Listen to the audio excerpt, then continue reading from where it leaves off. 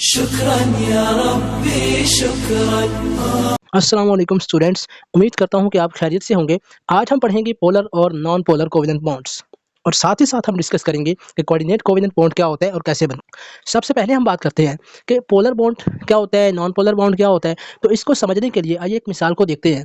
आप लोगों ने रस्साकशी का या फिर टग ऑफ वार का मैच तो देखा ही होगा, जिसमें क्या होता है दोनों तरफ की टीमें रस्सी को अपनी तरफ खींचती हैं और एंड पे जो टीम रस्से को अपनी तरफ ज़्यादा मिकदार में ज़्यादा अमाउंट में खींचने में कामयाब हो जाता है वो टीम क्या होती है जी, जीत जाती है। इसी तरह से यहाँ भी क्या होता है कि हमें पता है कि हर एटम ने जब भी कोई कोवेलेंट बॉन्ड बनाना होता है तो वो अपना इलेक्ट्रॉन शेयर करते हैं, ठीक है।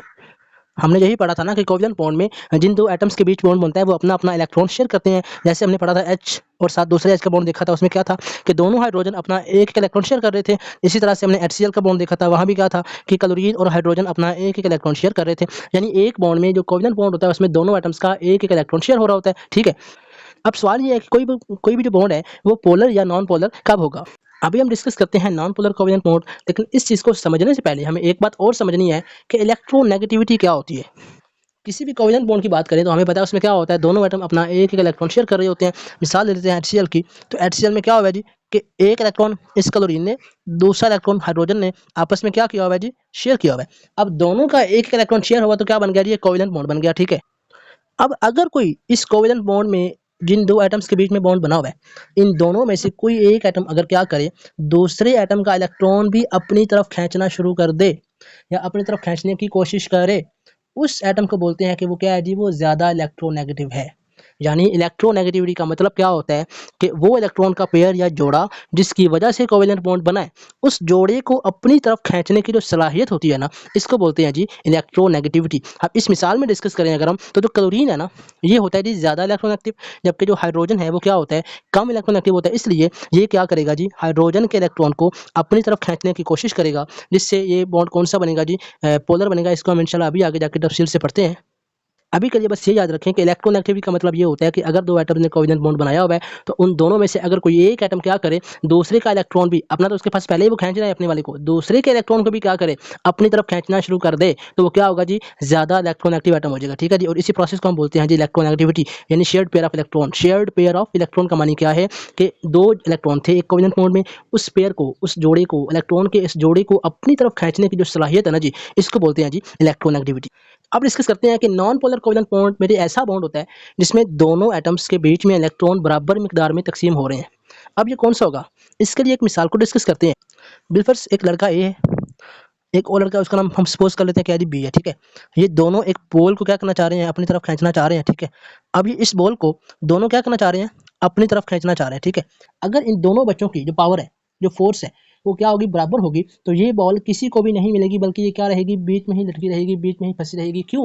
क्योंकि कोई भी बच्चा अपनी इस पावर को इस्तेमाल करते हुए इस बॉल को दूसरे के पास नहीं जाने देगा, क्योंकि दोनों की पावर क्या है, बराबर है। तो इस सूरत हाल में क्या होगा जी, ये जो बॉल है दोनों तरफ क्या होगी, बराबर अमाउंट में खींची जा रही होगी, क्योंकि दोनों की फोर्स क्या होगी, बराबर होगी।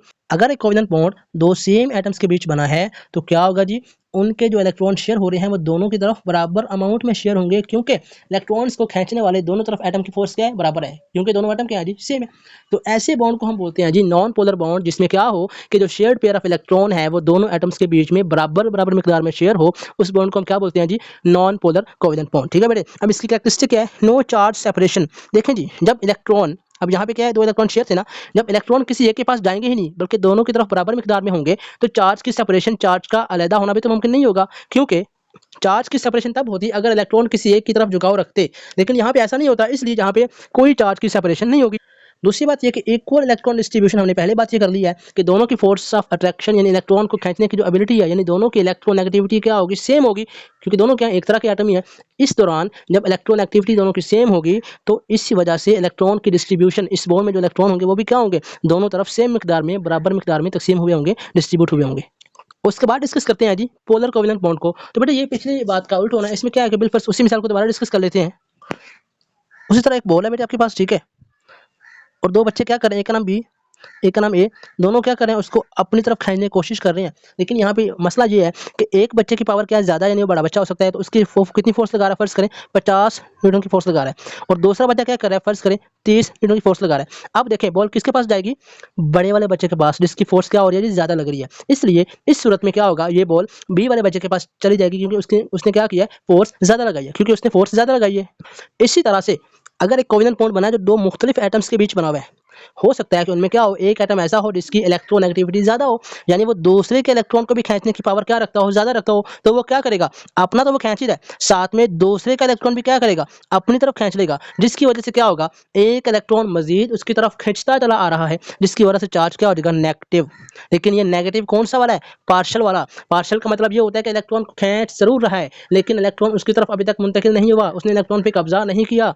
इस सूरत में क्या होगा, इस पे चार्ज क्या आ जाएगा, पार्शियल नेगेटिव, क्योंकि ये क्या करना चाह रहा है, अपने साथ बॉन्ड बनाने वाले दूसरे एटम के इलेक्ट्रॉन को भी अट्रैक्ट करना चाह रहा है। जबकि इसके उल्टे में क्या होगा, जिसका इलेक्ट्रॉन जा रहा है उस पे इलेक्ट्रॉन कम हो रहा है, इसकी वजह से उस पे चार्ज क्या आ जाएगा, पार्शियल पॉजिटिव। यहाँ भी पार्शियल क्यों लगाया, क्योंकि इसका इलेक्ट्रॉन उसकी तरफ गया नहीं है, बस खींच रहा है उसकी तरफ, ठीक है। तो ये सूरत हाल होती है बेटे जब ऐसा बॉन्ड क्यों बन जाए जिसमें दोनों एटम में से एक एटम क्या करे, दूसरे एटम के इलेक्ट्रॉन को अपनी तरफ खींचना शुरू कर दे, जिसकी वजह से उन पे पार्शियल नेगेटिव और पार्शियल पॉजिटिव चार्ज आ जाए। तो ऐसे बॉन्ड को हम बोलते हैं जी पोलर कोवेलेंट बॉन्ड, ठीक है बेटे जी। अब बात करते हैं बेटे इलेक्ट्रोनेगेटिविटी की। तो हर एटम की इलेक्ट्रोनेगेटिविटी क्या होती है, डिफरेंट होती है। मिसाल लेते हैं बेटे, फ्लोरीन है, ये सबसे ज़्यादा इलेक्ट्रोनेगेटिव एलिमेंट है, ठीक है। तो आपको एमसीक्यू भी आ सकता है कि सबसे ज़्यादा कौन होता है इलेक्ट्रोनेगेटिव, फ्लोरीन होता है, ठीक है। अब जरा इस मिसाल की बात करें जो हमने अभी डिस्कस की थी, तो इस सूरत हाल में क्या था बेटे कि दोनों एटम में बिलफर्ज मिसाल लेते हैं इस बच्चों वाली बात की, तो एक बच्चे ने फोर्स कितनी लगाई 30 की, दूसरे ने कितनी लगाई 50 की, तो इन दोनों में डिफरेंस कितना था, 20 का था, क्योंकि बी वाले बच्चे की जो फोर्स थी वो 20 न्यूटन फोर्स ज़्यादा थी, 20 का फर्क था, उसने 50 लगाई, तो 50 माइनस 30 करें तो आंसर क्या आता है 20, यानी 20 न्यूटन के फर्क की वजह से जो बॉल थी वो किसके पास चली गई, बी वाले बच्चे के पास चली गई। इसी तरह से यहाँ भी क्या होता है कि अगर क्या हो इलेक्ट्रोनेगेटिविटी का डिफरेंस, जिस तरह यहाँ पे डिफरेंस कितना था 20 का था, यानी एक की फोर्स क्या 50 थी, एक की क्या थी 30 थी, तो दोनों का फर्क क्या था 20 का, तो बी वाले बच्चे ने बॉल को हासिल कर लिया, किस वजह से, क्योंकि उसकी फोर्स का फर्क था 20 न्यूटन, उसकी फोर्स ज़्यादा थी। इसी तरह से इन दोनों एटम में बेटे जो मैक्सिमम इलेक्ट्रोनेगेटिविटी होती है ना वो होती है 4, ठीक है। किसी भी एटम की जो सबसे ज़्यादा होती है वो क्या होती है 4, और ये किसकी है, फ्लोरीन की है, ठीक है।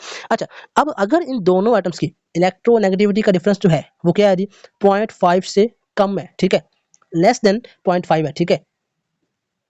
तो लेस देन 0.5 होने की सूरत में ये जो बॉन्ड बनेगा ये कौन सा होगा जी, नॉन पोलर कोवेलेंट बॉन्ड होगा, क्योंकि अगरचे इलेक्ट्रोनेगेटिविटी का डिफरेंस है लेकिन इतना ज़्यादा नहीं है कि वो इलेक्ट्रॉन को अपनी तरफ खींच पाए। इसको बेटे ऐसे समझ लें कि बिलफर्ज एक बच्चा 50 की लगा रहा है, दूसरी कितने की लगा रहा हो 48 की या 49 की लगा रहा हो, तो मुझे बताएं कोई खास फर्क तो नहीं होगा ना। तो इसलिए ऐसी सूरत में जो बॉन्ड है वो फिर भी क्या रहेगा, नॉन पोलर ही रहेगा, क्योंकि अभी भी क्या हुआ है इलेक्ट्रॉन किसी और की तरफ खींचने से हिचकिचा रहा है, इलेक्ट्रॉन किसी और की तरफ नहीं जा रहा, ठीक है। अगर ये डिफरेंस 0.5 से 1.7 तक हो तो ऐसे बॉन्ड को हम बोलेंगे जी पोलर। ये कौन सा बॉन्ड होगा जी, पोलर कोवेलेंट बॉन्ड होगा।